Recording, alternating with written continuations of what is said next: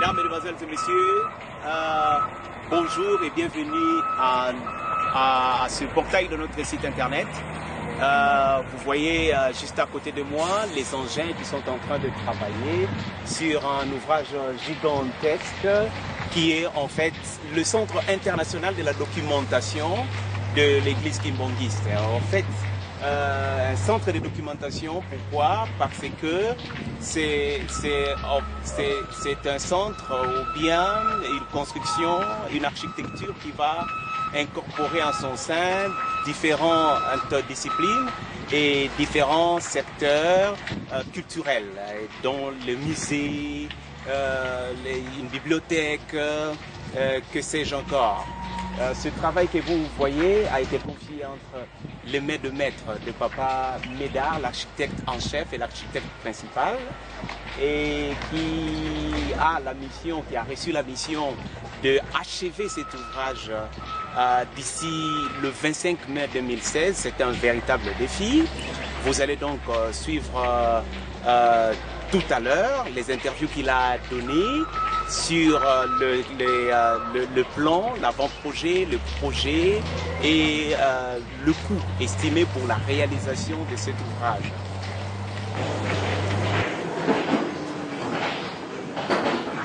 Pamela, bonjour. Bonjour mon frère. En tout cas, nous sommes très contents que nous soyons reçus chez vous. Bien que c'est un bureau de fortune, on comprend que nous sommes en plein chantier. En fait, c'est quoi le projet? Le projet, en fait, c'est le Centre international de documentation et de recherche kimbanguiste. Donc, dans ce centre, il y a autant de disciplines, entre autres telles que nous attendons parler du musée. Donc, le musée est dans le centre. Donc, le centre est composé des archives, le musée, il y aura la bibliothèque, une salle d'exposition, une salle de conférence, il y a une salle de réunion et le bureau administratif de ceux qui vont pouvoir gérer ce centre.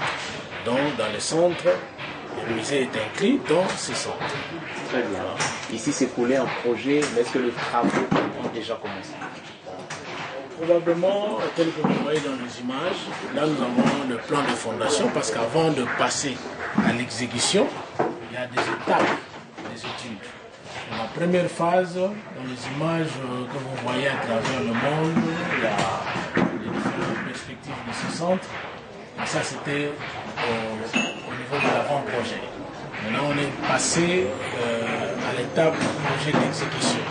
Avant d'arriver au chantier proprement dit, donc il y a le plan d'exécution qui s'effectue par un groupe d'architectes tel que vous voyez aux images. Ça, c'est le plan de fondation, de cet immeuble. Donc vous avez les différentes parties, parce qu'on ne va pas commencer par le dessus, on commence toujours par le sous-bâtiment. Nous aurons en soi 5 niveaux. Donc là, c'est R-2 qui va nous servir des archives et en même temps ça va nous servir aussi de la fondation de l'immeuble. Et ça sera suivi de R-1 qui c'est l'espace approprié pour le musée. Et nous aurons le rez-de-chaussée plus les 2 autres étages. Donc c'est un bâtiment qui aura au total 5 niveaux. 5 niveaux. Donc il y a 2 sous-sols, le rez-de-chaussée plus les 2 étages. Néanmoins, au point de vue grandeur du bâtiment, nous avons en longueur 50,54 mètres de longueur sur 43,03 mètres de largeur. Voilà. Donc, en ce qui concerne les surfaces, si nous prenons déjà le 50 x 43, nous sommes déjà dans les 2000 mètres carrés. Et fois 5 niveaux, vous pouvez avoir l'idée. Donc nous avons plus ou moins 10 000 mètres carrés. Plus ou moins 10 000 mètres carrés à bâtir pendant une année et demie. Parce que l'objectif de papa est que le 25 mai, on puisse inaugurer au moins ce bâtisse. 25 mai 2016. 2016. Mais alors, nous sommes butés à un grand problème de matériel. Parce que jusque-là, nous continuons à œuvrer d'une manière artisanale pour la production de matériaux principaux, tels que la caillasse, l'extraction du moellon, ça se fait encore d'une manière manuelle, alors qu'à l'étape où nous sommes, nous devons déjà industrialiser cette entité pour que la production soit beaucoup plus intense et en soi, c'est ça qui va nous permettre aussi d'aller plus vite pour la réalisation, parce que ça, ce n'est qu'un début. Et l'aéroport nous attend. Demain, après-demain, le barrage de Vioka, demain, la cimenterie. Mais où proviendront la caillasse pour construire tout ça? Parce que pour construire tout ça, c'est du béton. Dans le béton, donc, nous avons la matière principale, c'est la caillasse. Le sable, nous avons la caillasse. S'il n'y a pas la caillasse, on ne saura pas faire le béton. Quelle sera la durée de vie de ces centres du point de vue matériel? C'est comme ça que nous, techniciens, nous savons. Ce genre d'ouvrage, il faut compter au moins 5 siècles. Donc quand il y a 5 siècles devant nous, pour que ce genre de bâtiment soit réhabilité, il faudrait déjà prendre les précautions au point de vue dosage des matériaux, dosage de béton et les matériaux appropriés qui pourront faire, qui vont prendre tout ce temps-là avant que le bâtiment ne subisse les différentes modifications ou différentes réparations. Donc nous devons construire ça en fonction de ça. Donc nous n'allons pas badiner pour dire que voilà, nous allons mettre n'importe quel tôle parce que 2 ans après il faut changer ou il faut utiliser peut-être le béton, à la place du béton de 400, on utilise un béton de 300, ça non. Donc, s'il y a à utiliser un béton de 400, il faut utiliser un béton de 400. Et puis prendre toutes les précautions possibles, surtout pour le sous-sol. Là, il y aura des archives, il ne faudrait pas qu'il y ait l'humidité, il ne faudrait pas qu'il y ait n'importe quoi. Donc, nous devons sécuriser cette zone-là avec tous les matériaux pouvant combattre les humidités. Et pouvant aussi tenir à la longue vue de ces bâtiments. Mais je vois des engins en train de tomber juste derrière nous. Est-ce que ces engins ne feront pas que tous les travaux puissent aller de l'avant? Pardon, je n'ai pas bien saisi. Parce que vous avez parlé des caillasses, vous avez dit que vous avez les éléments principaux, ce sont les caillasses et les moellons. Mais là, je vois les engins en train de tomber derrière nous. Oui. Alors, je me posais la question si ces engins ne serviront pas à ce que les travaux puissent aller de l'avant, parce que vous avez seulement parlé de caillasses, alors qu'il y a des engins qui sont en train de merci bien pour la question. Ces engins-là sont juste pour le terrassement. D'ailleurs, après ici, nous allons descendre sur le lieu. Vous verrez ce que ces engins sont en train de faire comme travail. Donc eux, ils sont là juste pour l'excavation, pour nous donner la plateforme, là où nous allons commencer maintenant à faire l'implantation de tout ce que vous voyez ici comme l'implantation de notre fondation. Et c'est sur ces sous-bassements-là. Si ces engins-là ne sont pas là, si on n'avait pas ces engins-là, ou si on n'avait pas loué ces engins, je crois qu'on devait faire ça manuellement. Alors, pour faire ça manuellement, ça devait nous prendre combien de temps? Parce qu'il faut vider plus ou moins 13 000 mètres cubes de terre à la main. Ça devait nous prendre combien de temps? Et c'est comme ça que nous lançons l'appel au monde, que nous ne sommes plus à l'étape de manuel. Parce que si ce n'était que manuellement, donc on ne pouvait pas atteindre cette plateforme pendant un temps record d'un mois. Et c'est comme ça que nous invitons le monde, et partout les Kimbanguis soyez, qu'on pense un peu à la modernisation, c'est-à-dire qu'on quitte un peu l'étape là manuelle pour qu'on ait au moins, si nous pouvons avoir un concasseur industriel qui pourra nous produire. Parce que dans le concasseur, nous n'aurons pas seulement la qualité d'une celle, peut-être, qu'est-ce que je pourrais dire, d'une dimension. Mais le concasseur industriel va nous produire une quantité voulue et en plus de différentes dimensions des agrégats. C'est-à-dire, nous aurons le sable de carrière, nous aurons le 2-8, nous aurons le 8-15, le 15-8, même le tout venant. Le tout venant, c'est-à-dire un peu le mélange. Nous pouvons aussi avoir le moyen long. Ouais, donc nous avons tout un tas de différents agrégats que nous pouvons avoir. Donc ça c'est un avantage. Donc si vous voulez construire une fondation à moyen long, vous trouverez le moyen long là-bas et vous avez la facilité. Et même avoir de bennes pour le transport de ces agrégats. Ça c'est un terme technique, communément c'est que nous appelons des caillasses de différentes sortes. Voilà. Très bien, mais est-ce que vous avez discuté avec le chef? Bon, néanmoins, le chef a posé un problème à nous les techniciens, comment est-ce que nous pouvons faire pour qu'on puisse atteindre l'objectif. Atteindre l'objectif manuellement ou donc c'est-à-dire que la balle revient à votre camp? La balle revient à notre camp, c'est-à-dire pas manuellement parce que nous, avec le monde actuel, ça c'est l'industriel. Exactement. Donc nous devons aussi quitter l'étape là manuelle pour aller à l'industriel pour que les choses marchent vite. Parce que si on continue à la main, je crois que c'est que papa nous a toujours promis le bienfait du lendemain, nous n'allons pas voir ça dans 2 ans, 3 ans. Donc il faut compter peut-être après l'an 2021. Mais nous avons la soif de goûter au moins à ces promesses. Alors nous devons fournir des efforts pour que, ensemble, nous puissions au moins porter la main forte au chef pour qu'il puisse atteindre ses objectifs et que toutes les portes du ciel soient ouvertes pour nous. Mais dans votre bureau d'études, est-ce que vous êtes au point d'acquérir déjà un concasseur? Parce que là-bas, du moins, cette question-là nous a été posée et nous avons répondu au chef. Pour qu'on puisse atteindre les objectifs, il nous faudrait au moins un concasseur industriel. Alors, parce que les personnes habilitées à apporter cette réponse-là auprès du chef, c'était les cabinets. Et maintenant que je suis là, je vais pouvoir entrer un peu en contact avec le chef pour connaître si il est déjà en possession de notre réponse.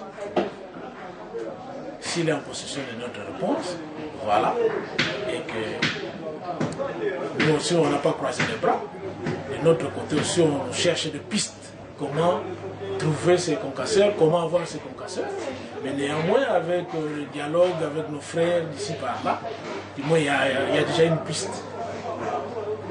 Si nous pouvons trouver un concasseur quelque part et que ce serait une bonne chose. Alors à des prix là vraiment abordables. S'il y a lieu et qu'on puisse avoir ça, mais ça va émaner toujours juste du chef. Donc après avoir eu l'entretien avec le chef, à ce moment-là, peut-être il saura comment nous orienter. Donc, en ça, si je comprends bien, c'est le plan du terrassement. Le plan de fondation. Le plan de fondation. Est-ce que vous pouvez nous expliquer à quoi ça consiste? Parce que là, on a des yeux d'aveugle, donc on sait utiliser nos yeux, mais on ne sait pas voir ce que c'est. Donc là, c'est exactement comment. Et... Bon, en fait, vous voyez qu'il y a des lignes.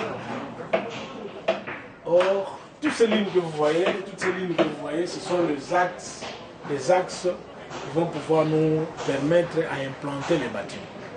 Et nous avons les axes de Y, et là nous avons les axes X. Les axes Y, nous avons baptisé avec les lettres alphabétiques, et les axes X par les chiffres. Donc, pour différencier un peu. Parce que si on prend les axes de lettres alphabétiques, on puisse mettre ça encore sur les axes X, là ça va faire la confusion. Donc, prenons l'exemple. Pour localiser cette colonne et celle-là, donc nous n'avons que 4 axes à prendre. Donc l'axe X, Y qui passe par là, et puis l'axe 2. ces points-là, nous allons, donc, sur la chaise d'implantation, nous aurons toutes ces dimensions-là, toutes ces mesures-là, que nous aurons à afficher sur notre chaise d'implantation. Alors, à partir de l'axe 2 et I, nous avons déjà ces points-là. Alors, si nous voulons localiser l'autre point, nous allons prendre l'axe L et l'axe 12. Le croisement de ces deux fils va nous faire, qui va nous donner ce point et là, et par là, nous allons le relier. Nous avons déjà les deux points. Et ainsi de suite. Voilà. Merci. Mais là, je vois, il y aura donc 3 salles d'archives. Il y aura. Est-ce que le hall servira à quoi? Les archives, je peux comprendre déjà par. En fait, il n'y a pas 3 salles. Quand vous dites des patios, là, ça serait quoi exactement? En fait, il n'y a pas 3 salles d'archives. Ce sont des parties. Donc, nous avons toute cette zone ici. Juste là au milieu, ça fera vraiment une grande salle avec juste des colonnes à l'intérieur pour pouvoir supporter le plancher. Donc la salle d'archives, c'est vraiment une grande salle. Donc, tout ça, ça fera les archives, même dans cette zone ici. Là, le public n'entrera pas. Et notre salle d'archives se limite juste dans le contour. Les escaliers, ça sont de circulation verticale, parce qu'avec les 5 niveaux, il y a une circulation verticale, mais néanmoins pas seulement par les escaliers, parce qu'il y a des escaliers de secours de part et d'autre. Et nous avons le noyau central. Dans le noyau central, là, il y aura déjà des ascenseurs. Les ascenseurs et le monte-charge. Parce que quand le livre arrive, il ne faudrait pas qu'on apporte ça par la main. Il y aura des chariots. Ils vont pouvoir transporter jusqu'au niveau du monte-charge. Puis on descend avec les archives. Quels seront les poids autorisés de ces ascenseurs? Bon, ça sera des études appropriées par les gens qui fabriquent. Ils vont fabriquer ces montages et des ascenseurs. Donc nous allons juste les apporter le détail technique de l'espace approprié et ils vont faire des études pour connaître le nombre de personnes qui vont entrer dedans et la capacité à contenir. Et le vide patio? Le vide patio, ça c'est une surface intérieure qui va nous permettre à la ventilation de pièces qui sont autour, qui sont à l'intérieur du bâtiment. Parce que si on n'a pas ce vide-là, il y aura des pièces encastrées, c'est-à-dire qu'ils n'auront pas une ventilation naturelle et la luminosité aussi naturelle. Donc là, ça va nous permettre qu'à tout moment, qu'il y ait des lampes, qu'il y ait de la lumière artificielle, alors qu'il faut aussi songer à l'économie. Donc quelque part là, même s'il n'y a pas de courant, naturellement on peut éclairer quelques pièces ou quelques circulations. En parlant d'électricité justement, nous connaissons le problème d'électricité ici en Cam. Pour de tels travaux, pour de telles constructions, des constructions d'envergure, je ne sais pas techniquement, mais apparemment pour aller vite, il faut allouer même une main-d'œuvre pour une technique de nuit. Mais est-ce que vous pensez pouvoir atteindre l'objectif quand vous ne travaillez que la journée? Pour atteindre l'objectif compte tenu du temps qui nous est imparti, s'il faut que nous ayons seulement l'équipe journalière, ça serait un peu difficile. Et c'est comme ça que nous mijotons déjà pour 2 équipes. C'est-à-dire qu'il y aura une équipe qui va pouvoir travailler la journée et une autre équipe la nuit. Et nous allons faire l'alternance.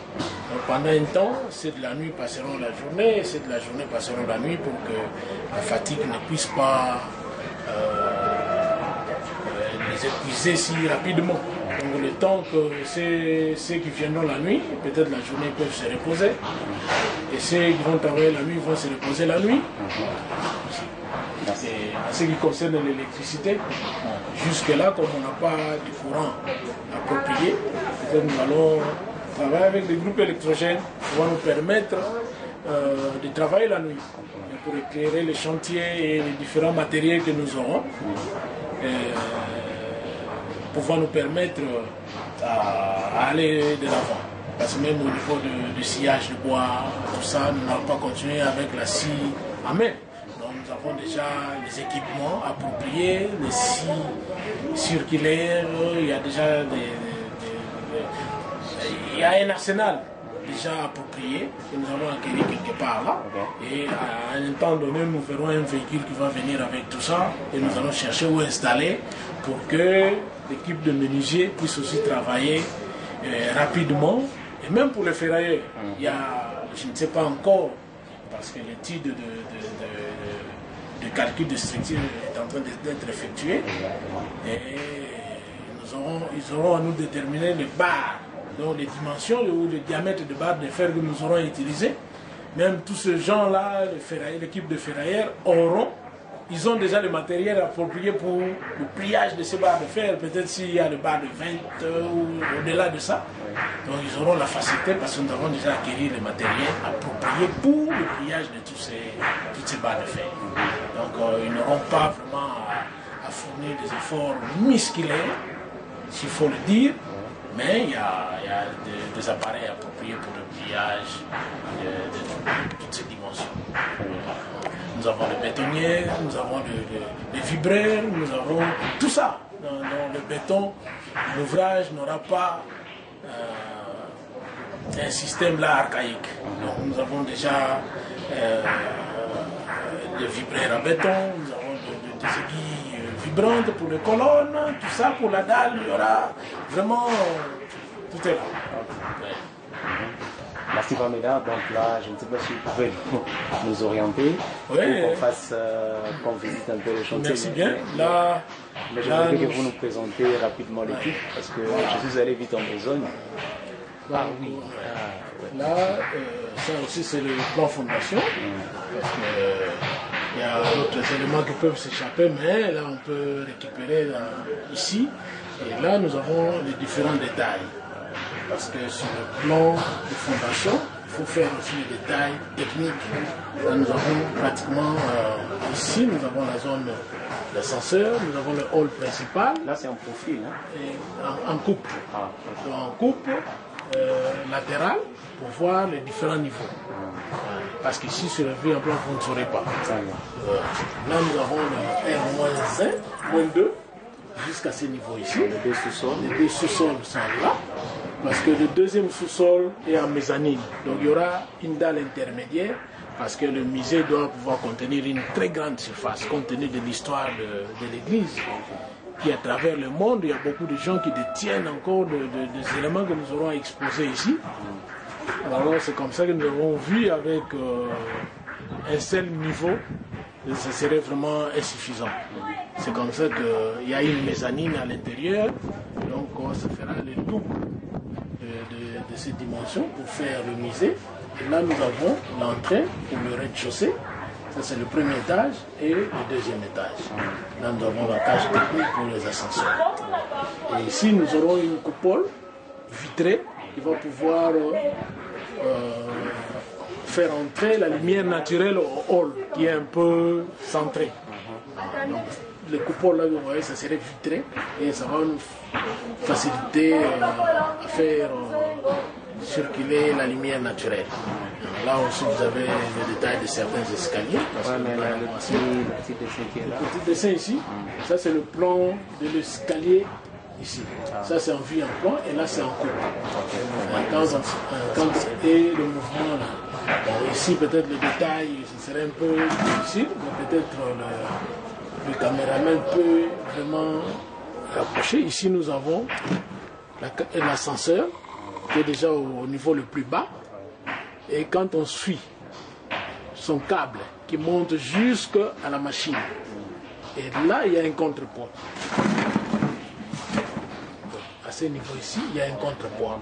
Donc si le contrepoids est au niveau supérieur, l'ascenseur est au point le plus bas.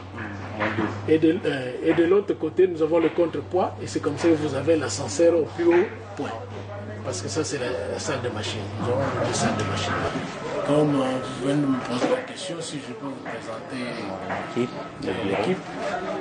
Le bureau est insuffisant ici. Il y a d'autres qui sont sortis à Kin pour compléter certaines choses. Là, vous avez l'architecte Innocent Kotonda. Il est architecte de formation. Et là, c'est Papa Sénat, le contre-maître. Là, on va travailler avec lui ici. Enchanté.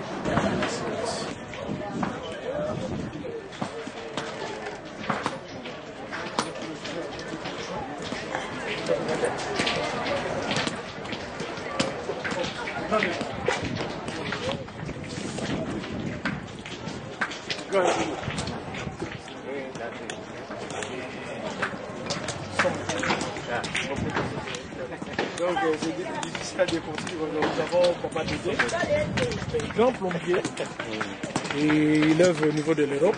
Il est venu aussi apporter sa pierre. Donc nous étions tous là, en train de voir comment est-ce que la plomberie doit se faire. Donc ils ont apporté leur pierre. Et l'électricien L'électricien, ils sont encore à Kin en train d'élaborer le plan, tout ça.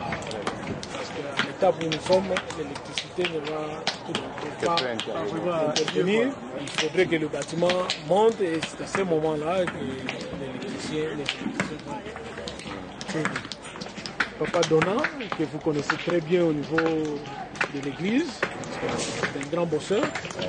Il est dans l'aluminium, la menuiserie en alu, le vitrage et cette tête-là que vous voyez là, il y a plein de choses. Aujourd'hui, il fait déjà l'objet d'un grand contre-maître dans le bâtiment. Donc si vous voyez le travail qu'il a effectué là-bas, au niveau de la transformation du bureau de papa, donc c'est vraiment fantastique. Et je suis pas seul, j'ai mes collaborateurs. Voilà. Derrière ça, les gens. J'ai ma collègue. Papa Alain là, c'est le grand collaborateur de Papa Donna. Alain Antoine. Non, c'est une équipe Élargie. Parce que là, il ne faudrait pas que ce soit l'objet d'une seule personne. Parce que dans le Congo, il y a un peu aussi comme vous l'avez dit. Donc cette voie ne peut pas laver la figure. Par contre, si nous nous unissons, nous allons faire des exploits. Voilà. C'est comme ça que nous serons tous autour de nous. Nous, mais œuvre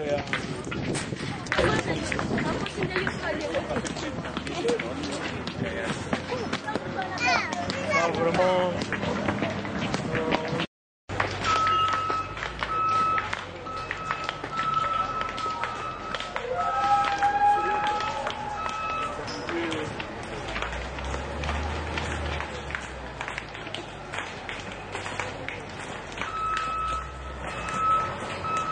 Donc ça, c'est le style de construction du musée en question. Ouais. Donc vous avez parlé de la fondation, du terrassement. Donc, là, je vois, nous sommes déjà au niveau du sous-sol. Est-ce qu'on a déjà atteint sous-sol -2? Oui, donc le niveau que vous voyez, nous avons déjà atteint le niveau de notre plateforme. Et maintenant, nous allons passer à l'étape de l'implantation. Parce qu'on ne peut pas implanter sur le sol naturel. Il fallait d'abord faire le plateforme.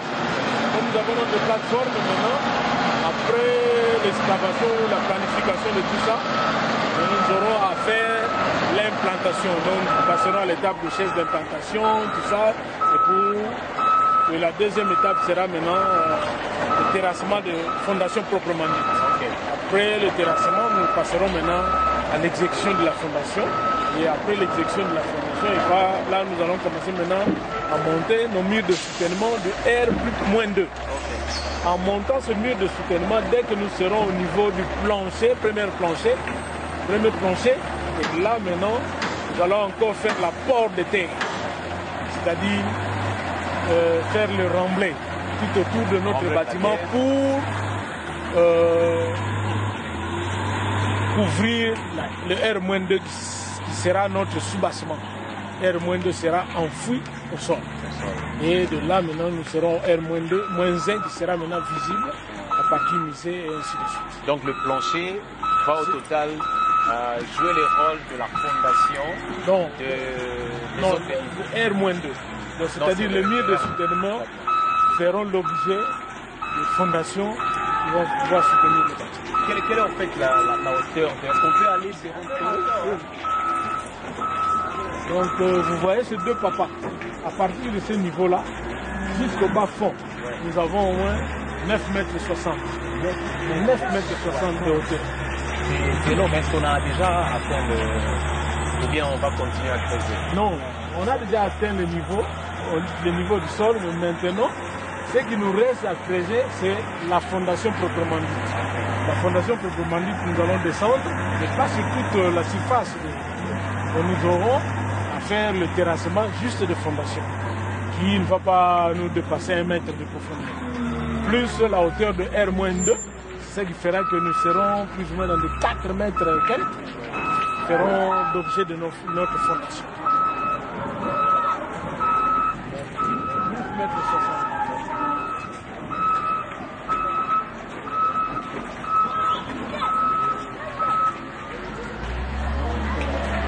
Au point de vue quantité de terre excavée, nous avons au moins 13 500 mètres cubes de terre. La terre en question est en train d'être stockée quelque part. Après avoir construit le R-2, c'est-à-dire les archives, nous aurons encore à faire l'apport de terre pour faire le remblayage de notre bâtiment. De notre système.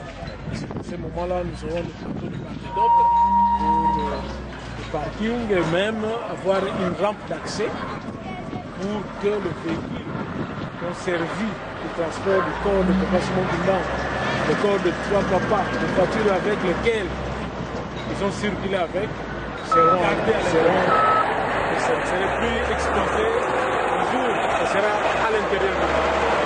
Donc, si je comprends bien, vous avez la maîtrise de tout ce qui va constituer la documentation, les archives et puis la patrimoine que nous aurons à conserver à l'intérieur. Si vous en avez la maîtrise, on peut savoir quels seront les éléments. Maîtrise, presque pas la maîtrise, mais si vous avez quelques éléments. Parce que pour finalement ériger l'édifice, pour finalement implanter et puis construire les locaux, je pense que vous devrez avoir une connaissance. Ouais. Nous avons une connaissance pas tellement profonde comme nous avons travaillé avec les grands professeurs de l'université, l'histoire, tels que le professeur Eli Kambokolo, le professeur Sabakino, le professeur Aloni, parce que ce sont eux qui sont à la base, sont à l'initiative du projet.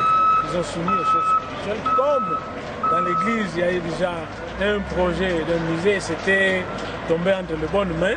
Et c'est comme ça que son éminence leur avait donné la balle de pouvoir faire ces études-là.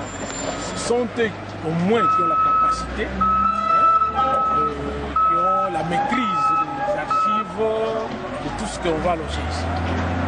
Moi, c'est seulement au niveau de la conception. Nous avons travaillé ensemble, ils ont donné l'air des hydratats, tout ça. Et moi, en tant qu'architecte, j'ai conçu le plan que nous avons soumis et qu'ils étaient bien d'accord suivant le fonctionnement de tout ça. C'est comme ça qu'ils se sont dit OK et nous sommes passés maintenant à l'étape où nous sommes. L'entreprise qui réalise. Concernant l'entreprise, vous voyez tous ces engins ici, ce sont des engins qu'on a pris en location. Jusque-là, l'église n'a pas ces engins. Donc si on avait ces engins, on n'allait pas encore défalquer autant de milliers de dollars pour donner à cette entreprise. Si on avait nos matériels propres à nous, donc ça c'est un manque à gagner. Maintenant, si on avait nos propres matériels, donc on allait juste peut-être acheter du gasoil et tout. C'est comme ça que nous appelons les personnes de bonne volonté. Si on arrive à acquérir ce genre de matériel, demain ou après-demain, pour d'autres ouvrages, on ne ferait plus l'objet de location ou de prendre une entreprise. Et alors que l'église, c'est une grande entreprise. Merci beaucoup, on va rentrer là-bas. Moi, que vous ayez un mot de la fin ou quelque chose. Je sais que ce n'est pas un mot de la fin. Un mot de la fin pour aujourd'hui. Peut-être un mot de la fin, ça sera à l'achèvement de l'ouvrage. Un mot de la fin à l'étape où nous sommes. Je convie à tous les Kimbanguistes et à toutes les personnes de bonne volonté comme papa l'avait demandé, si nous pouvons nous tenir la main là, afin que nous puissions faire aboutir l'œuvre de sa pratique de Papa Simon Mbangu et que si on arrive à voir ce genre de matériel, je crois que ça sera un plus pour l'Église. Et nous n'aurons plus la peur d'entamer de grands ouvrages. Donc ça, nous sommes dans notre première grande expérience. Je crois que Dieu va pouvoir nous donner tout le pouvoir, les atouts pour que l'œuvre puisse arriver à sa fin. Combien, je sais que nous avons terminé, mais je vais poser cette question-là, si vous me le permettez. Pour évaluer? Ouais, je voudrais que vous nous disiez à combien s'élève le coût de ce projet dans l'ensemble. Vu sa dimension, parce que nous sommes au-delà de 10 000 mètres carrés. Donc là, ça va faire l'objet plus ou moins de 12 millions de dollars. 12 millions de dollars. Parce que le bâtiment ne sera pas doté des éléments aussi simples que ça. Par exemple, au niveau des portes intérieures. Ce ne sont pas des portes ordinaires, ce sont des portes appropriées dans ce genre de bâtiment, des portes à de grande protection qui peut-être ne seront même pas fabriquées ici, ça sera fabriqué en Europe, et ici peut-être posé. Et le bâtiment sera doué d'un grand système de sécurité. Tout ça, ça fait l'objet de grands coûts. C'est ça qui va pouvoir permettre à ces centaines de ces gens. Et compte tenu aussi de la composition de béton que nous aurons utilisé, même le matériau que nous aurons utilisé, ce ne serait pas si facile. C'est comme ça que le bâtiment est estimé au moins à 12 millions d'euros. 12 millions. Ça, c'est quelque chose gigantesque. Ça, par là, c'est à ce nom. C'est à cette fait, à ces cours que nous disions ici, vous et toute votre équipe, nous souhaitons sincèrement une très bonne continuité. Oui. Merci, merci bien. Allez.